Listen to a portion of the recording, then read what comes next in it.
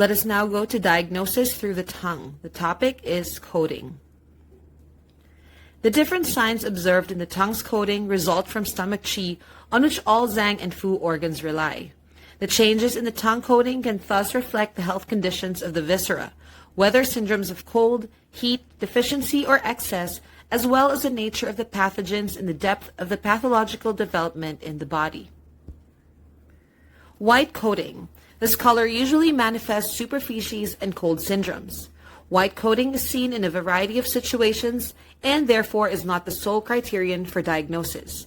Other tongue signs such as the dryness and moistness of the coating, the different shades of color of the tongue texture, and general symptoms should all be taken into consideration. Thin white and dry coating indicates heat syndrome or dry pathogen attack. Thick white and dry coating indicates dampness turning into heat damaging the fluid. Pale white coating, glossy and moist, indicates cold syndrome or cold dampness syndrome. Glossy white coating, sticky and greasy, indicates phlegm dampness stagnated in the spleen. Glossy, putrid white coating indicates heat accumulation stagnating the stomach. Yellow coating. There are different shades of yellow tongue coatings, such as light yellow, tender yellow, dark yellow, and light brown. They are often distributed at the tongue's root and center, but can also appear across the whole tongue. A yellow tongue coating is mainly the result of an interior or heat syndrome. Differences should also be noted in the degrees of thickness, dryness, and putridness of yellow tongue coatings. Thin light yellow dry coating indicates excess of interior heat. Yellow tongue coating, dry with prickles and cracks, indicates depletion of the body fluid and extreme heat in the sang-fu organs due to extreme hyperactive interior heat. Thick yellow and greasy coating indicates food retention or damp heat accumulated internally. Yellow, glossy, and moist coating indicates manifestation of yang deficiency. Gray coating. Gray tongue coating comes after white or yellow coating, but before black coating arrives, and it is most often seen in patients with chronic or long-term illnesses or stagnation of liver qi, disharmony of the liver and stomach, or disharmony of the spleen and stomach. Thin gray, glossy, moist coating indicates cold dampness, congested internally. Yellowish gray, dry coating indicates febrile illnesses or hyperactivity of fire due to yin deficiency. Whitish gray coating indicates the declining function of the internal organs. Black coating. When a layer of black coating appears on the tongue surface, it is often the result of the transformation from yellow or gray coating. It indicates that the condition is extremely severe or is likely to become chronic. According to the thickness and degree of moistness of the tongue coating, black coating can be further classified into thin black coating, dry black coating, and thick greasy black coating. Thin black coating indicates the condition is quite severe. Dry black coating indicates fluid depletion due to hyperactive heat. Dry black coating at the tip of the tongue indicates hyperactivity of heart fire. Glossy and moist black coating indicates yang deficiency, leading to extreme hyperactivity of yin and cold. Thick, greasy black coating indicates overactive heat pathogen and dampness. Thank you so much for your attention.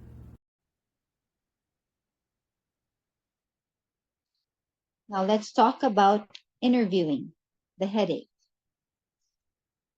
Headache is an acute headache in a person who does not normally suffer from headaches is usually caused by an invasion of exogenous qi.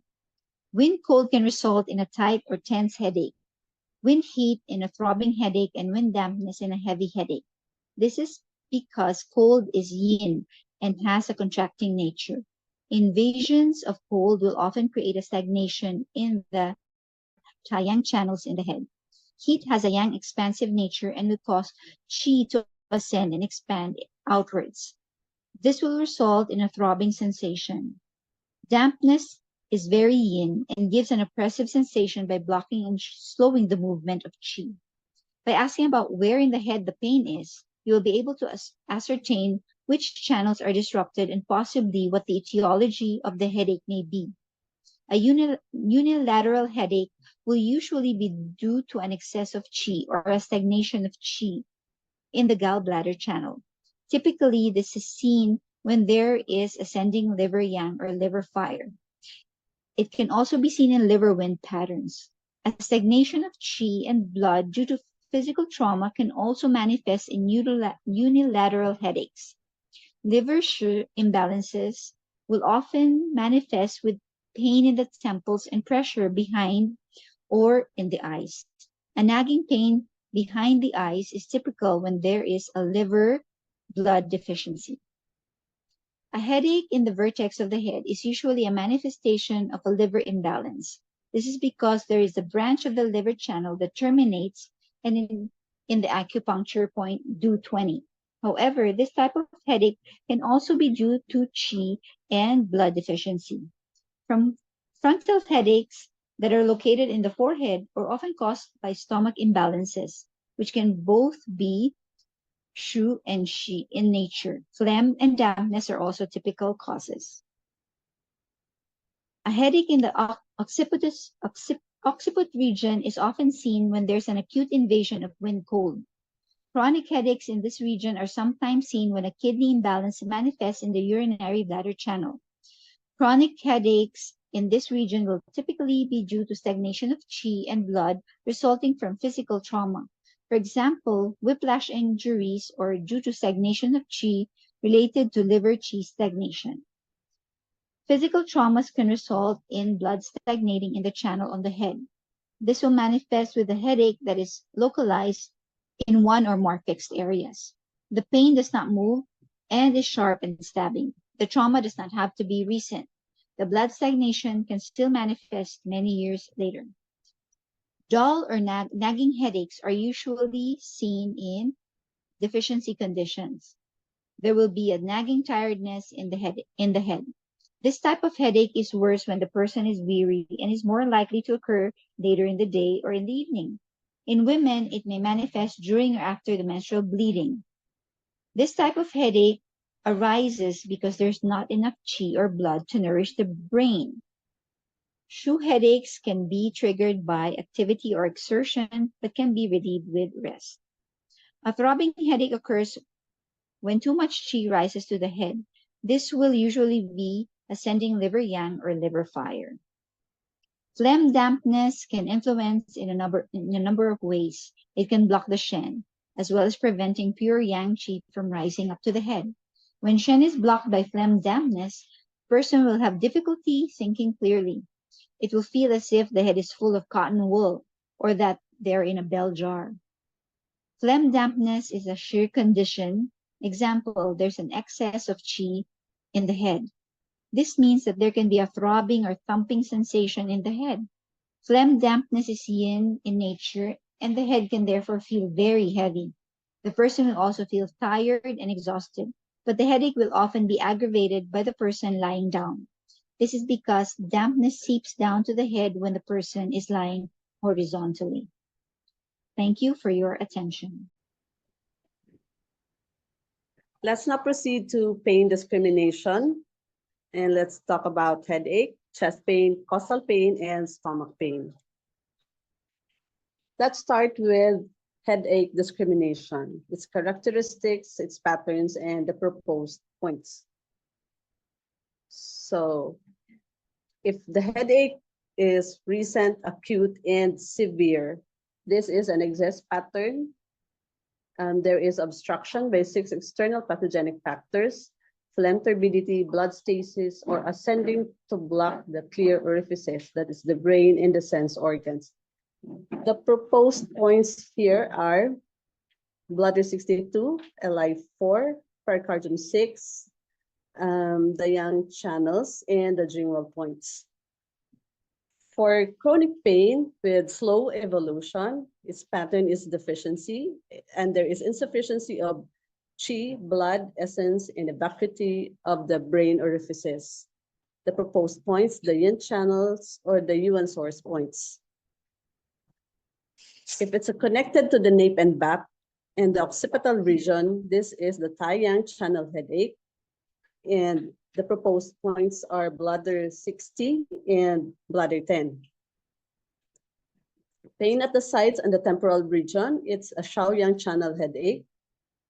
Proposed points are GB41, Yang Qi, the Taiyang, and GB8.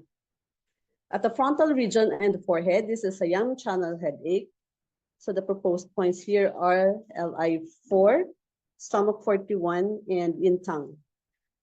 Pain at the vertex is a Chui yin channel headache. So we have here liver 3, yang qi, and do 20. Now we have chest pain discrimination. If chest pain occurs when depressed and appears and disappears intermittently, the pattern is phlegm and blood stasis obstructing the heart vessels. And we can use pericardium 6 and REN 17. If it's severe chest pain with bluish dark facial tint and cold limbs, there is blockage of heart vessels by blood stasis. And we can use the points bladder 43 and bladder 17. If there's chest pain, red cheeks, night sweats, afternoon hectic fever, the pattern is lung insufficiency, deficient fire scorches the collaterals. We can use the points lung 7, lung 1, and kidney 6. For chest pain, cough, dyspnea, coarse breathing, high fever, and red face, the pattern here is pathogenic heat accumulated in the lung, and there is inadequate perfusion of the lung collaterals. The proposed points are blood REN 17 and Yu Qi. Chest pain, high fever, cough, expectorating, purulent and bloody sputum. The pattern is heat and phlegm obstructing the lung, and there is heat accumulation and blood stasis. The proposed point here is LI11, lung 5, and pericardium 3. For local protrusion with no color change, pulling pain along the ribs, the pattern here is chest stagnation with phlegm and blood stasis. The proposed points, Yang Ling Chuan, Yang Fu, Fang Long, Shu. For distending pain with relief and sighing, this is liver qi stagnation, and the proposed points are liver 3 and qi men. Distending pain, bitter mouth, and poor appetite is an indication of damp heat in the liver and gallbladder. So we can use Yang Ling Chuan, Yin Ling Chuan, and Gong Sun. Burning pain, anxiety, and irritability is exuberant fire in liver and gallbladder. So the proposed point here are Yang Fu, Qi Shu, and Shenmen.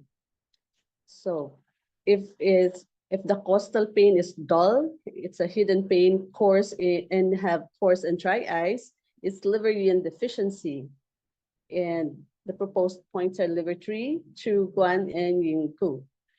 Intercostal bulk, which is aggravated with cough. The pattern here is suspended Rheum. The proposed points, Yang Lin Chuan and Qi Du. Now let's go to stomach pain.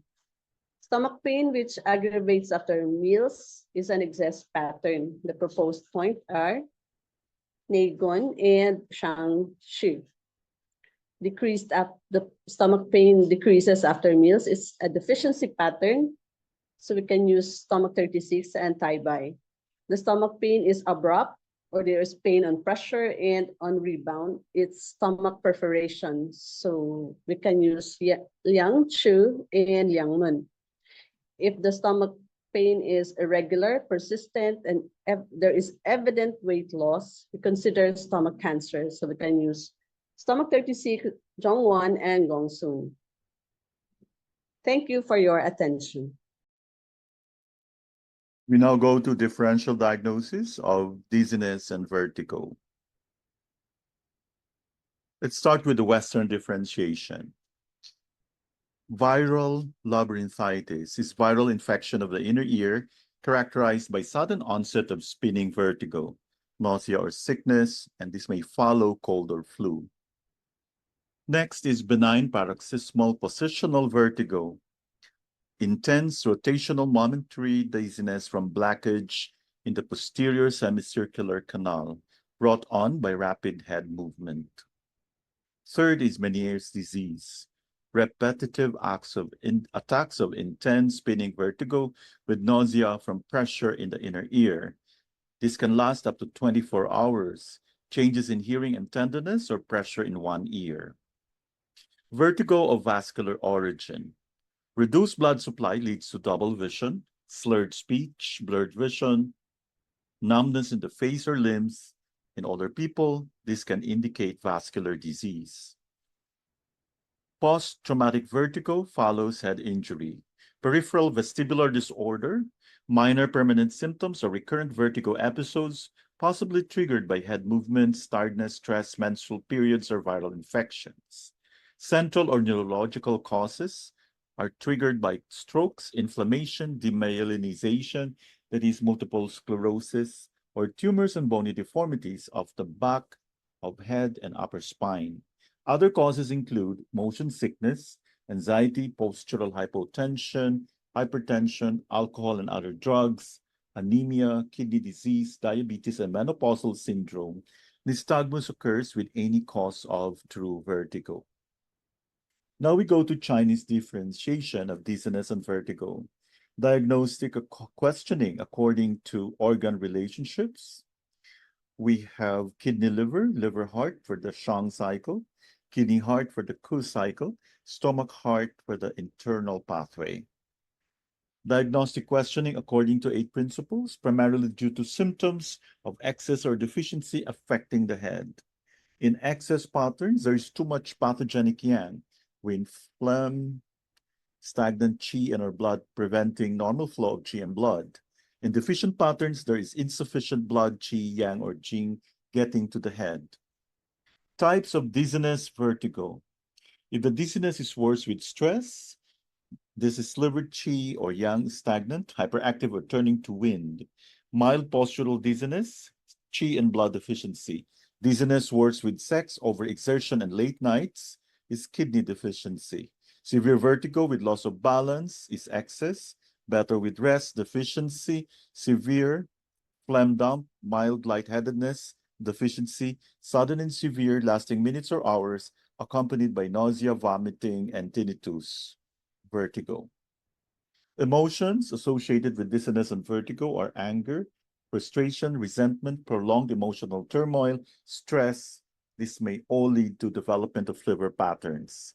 The Zhang-Fu patterns. Excess, we have stagnation of liver qi, hyperactivity of liver yang generating wind or wind phlegm, liver fire blazing, phlegm obstructing the middle burner, yin fire, stasis of blood. Deficiency, we have liver blood deficiency and kidney qi deficiency. Excess and deficiency, we have liver and kidney yang deficiency with hyperactive liver yang. Thank you so much for your attention. Let's talk about the relationships among Zhang viscera, the heart and the lung. Relationships between the Zhang and Fu viscera. The human body is an organic whole. The actions of any one organ or tissue cannot be considered in isolation, but are inseparable part of all the functions. The organs restrain one another, depend upon one another, and support one another. For example, digestion of food and drink and absorption of essential nutritive substances from them are carried out mainly by the spleen and the stomach. But they cannot be completed without the conducting and facilitating functions of the liver, the warming by kidney yang, the nourishing by kidney yin, the separating by the small intestine, and the transforming by the large intestine. For this reason, under abnormal conditions, disease of the visceral organs also interact. Relationships among Zhang viscera. The relationship among the Zhang organs is intimate. It is generally evident in the integration of the organs' characteristic functions. First, the heart and lung. The heart controls blood and the blood vessels and the lung controls qi. Qi and blood depend upon each other. Hence, the relationship between the heart and the lung can be seen in two aspects. First, the qi aids flow of blood.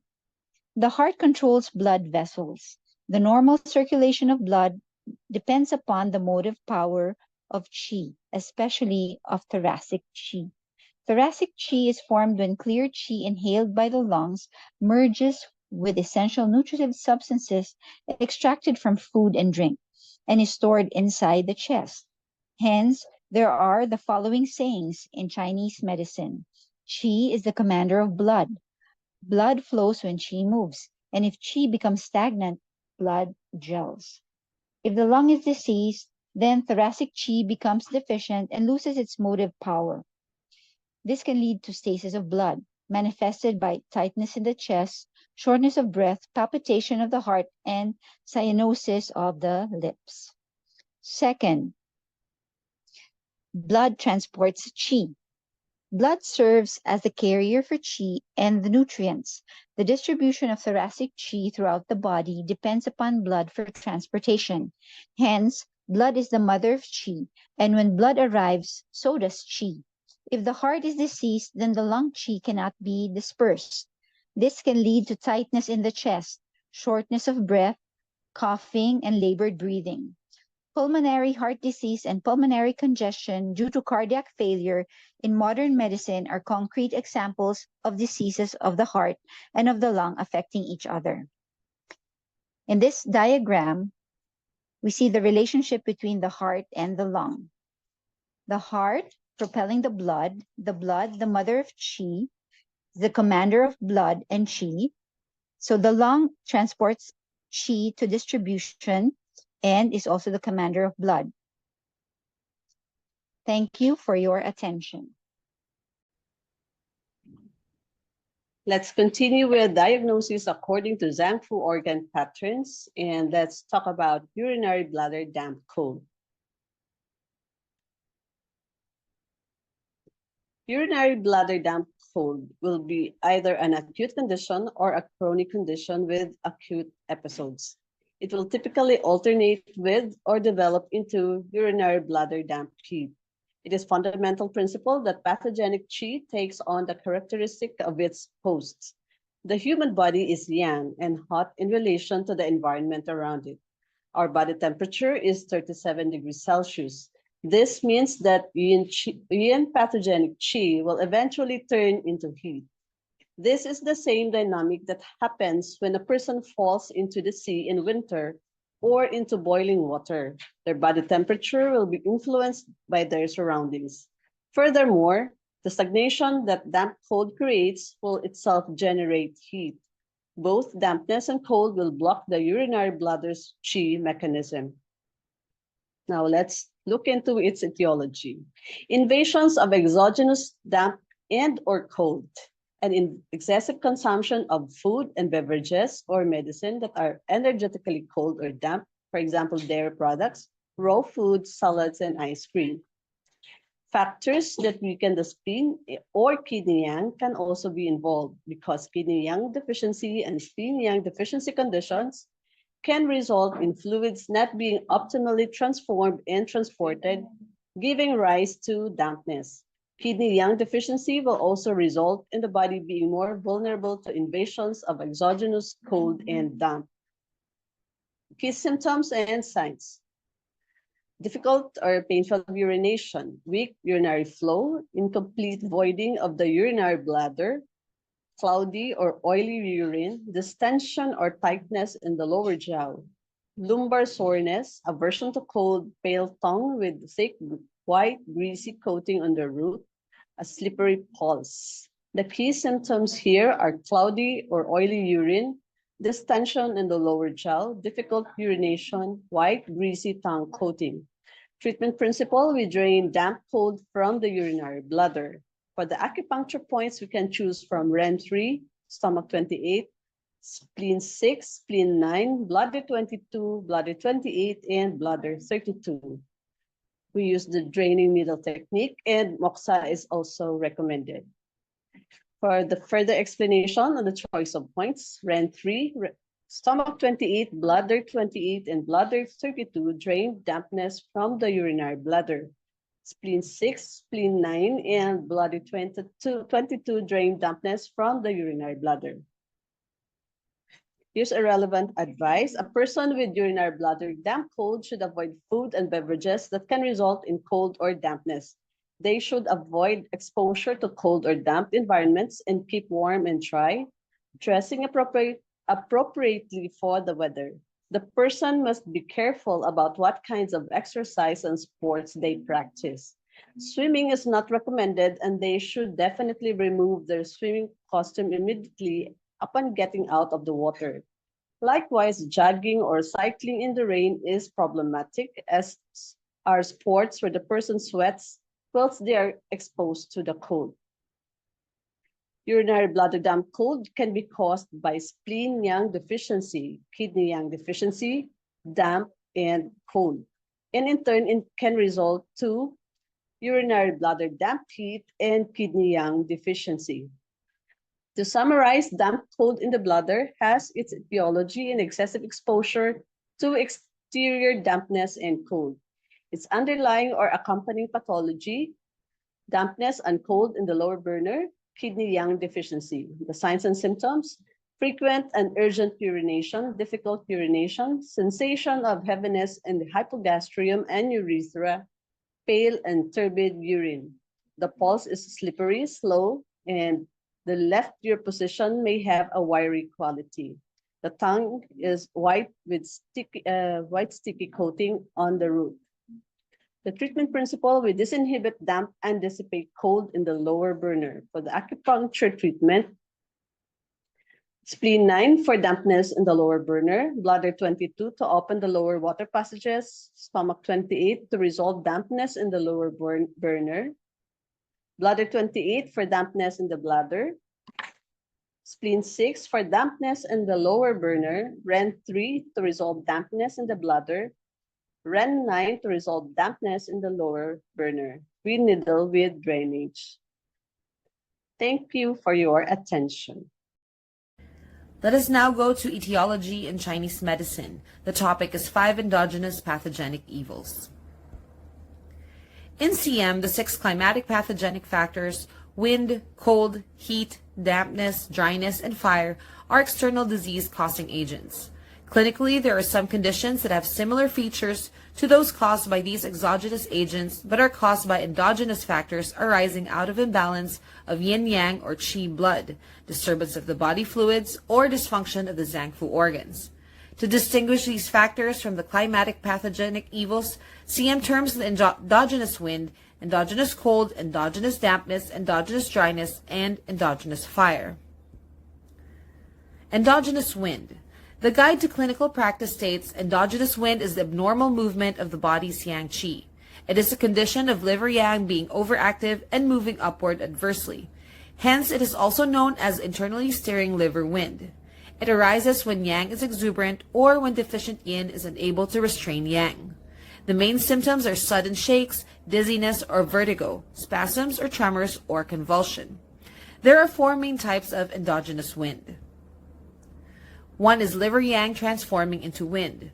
This occurs when the passions or overexertion injure liver and kidney yin, so that yang rises without restraint and the water element fails to nourish the wood element. Clinically, illnesses of endogenous wind manifest muscular twitching and cramping, numbness, tremor of the limbs, unsteady gait, vertigo, deviation of the mouth and eyes, or hemiplegia. In severe cases, there may be sudden loss of consciousness, collapse, or coma. Next is extreme heat generating wind. Strong exogenous heat damages yin fluids and nutritive blood. This causes the liver meridian to lose their nourishment and moisture and disrupts the mobility of the joints and muscles. The damaged yin permits liver yang to rise without restraint and transform into wind. Clinically, there are 2 groups of symptoms. Those due to wind are convulsion, spasm, nasal flaring, and rolling up of the eyes. Those due to heat disturbing the mind are high fever, delirium, and coma. Next is yin deficiency stirring wind. Yin fluids may be damaged rapidly by blazing heat or imperceptibly over a long period. In either case, the yin fluids become depleted, even exhausted, and can no longer nourish the sinews or meridians. In such conditions, wind can also arise. Again, there are two groups of symptoms: those due to wind or twitching of the tendons and muscles and tremors of the hands and feet. Those due to yin deficiency are rampant fever, hotness in the 5 centers, emaciation, night sweats, a tender and red tongue with a thin coating, and a thread-like rapid but forceless pulse. Next is blood deficiency generating wind. This condition occurs mostly in situations of inadequate blood formation, heavy loss of blood, or chronic illnesses wearing out nutritive blood. In any case, liver blood becomes insufficient and fails to nourish the sinews. Clinically, there are symptoms of wind such as numbness of the limbs or trunk, twitching of the muscles, or spasms in severe cases. There are symptoms of blood deficiency such as pale and lusterless complexion, lips and nails, dizziness, blurred vision, a pale tongue, and a thread-like and feeble pulse. Thank you so much for your attention. We continue with shame, second part, still on the emotions in Chinese medicine. Shame is inwardly directed. The objects of shame are one's own actions. It is dictated by moral criteria and has a negative evaluation. One is responsible and blameworthy. As in anger, shame involves a courtroom mythology of law and judgment, accusation and punishment. In shame, unlike anger, one casts oneself in the uncomfortable position of defendant rather than judge, but a defendant who has openly admitted to his crime and is willing to accept punishment for it. Shame is inwardly directed, and it therefore makes chi stagnate, but also possibly sink. Indeed, sinking of chi is a frequent result of shame. Dampness also frequently accompanies shame. When one feels shame, one feels dirty, and dirtiness is characteristic of dampness. So here we see the clinical picture of shame. There is prolapse, chronic excessive vaginal discharge, chronic menorrhagia, chronic slight urinary incontinence. Shame often manifests with sinking of chi and dampness. For example, prolapse of organs, chronic and stubborn vaginal discharge, chronic excessive menstrual bleeding from sinking of spleen and kidney chi, and chronic slight urinary incontinence. So shame can cause both chi stagnation and chi sinking. Chi stagnation of the heart, spleen, and kidneys, and chi sinking of the spleen and kidneys. All will result to dampness.